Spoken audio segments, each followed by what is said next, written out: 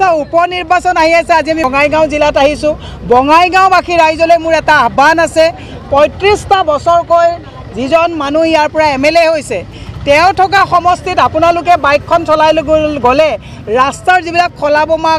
গাঁত এই গাঁতবিলাক ৰাইজে দেখিছেনে নাই ৰাইজে যদি ভাল নেতা নপঠায় হৈ গৈছে আৰু তেওঁক এতিয়া দিল্লীলৈ পঠাই দিছে আৰাম কৰক শুনিছোঁ তেখেতৰ পৰিয়ালৰ কোনোবা পৰিবাৰে খেলিব যিজন মানুহে ৩৫ বছৰে ৰাস্তাৰ গাঁত ঠিক কৰিব পৰা নাই বঙাইগাঁও মই সেই ৩০ বছৰ আগত আহোঁতেও যিটো এতিয়া অলপ কিবা ডেভেলপড হৈছে তেওঁৰ সমষ্টিত গতিকে ৰাইজে যদি আকৌ তেওঁৰ পৰিবাৰকে পঠায় যেনেকুৱা ৰাইজে ৰজা পঠাব তেনেকুৱাই প্ৰতিফলন পাব হিমন্তক মামা বনাইছিলে এতিয়া মামা কংস মামা ওলালে গতিকে তেনেকৈ যদি আকৌ ইয়াত ফণীভূষণ চৌধুৰী ডাঙৰীয়াৰ পৰিয়ালৰ মানুহক পঠায় তেতিয়াহ'লে দুৰ্ভাগ্য বঙাইগাঁওবাসী ৰাইজ আমি সেইকাৰণে কৈছোঁ যদি সঁচাকৈ বঙাইগাঁৱৰ সমষ্টিৰ উন্নয়ন বিচাৰিছে সঁচাকৈ ৰাইজে যদি কিবা পৰিৱৰ্তন বিচাৰিছে পৰিৱৰ্তনৰ স্বাৰ্থত আপোনালোকে এবাৰ এই পৰিয়ালটোৰ পৰা ৰাজনীতিটো আপোনালোকে উঠাই আনি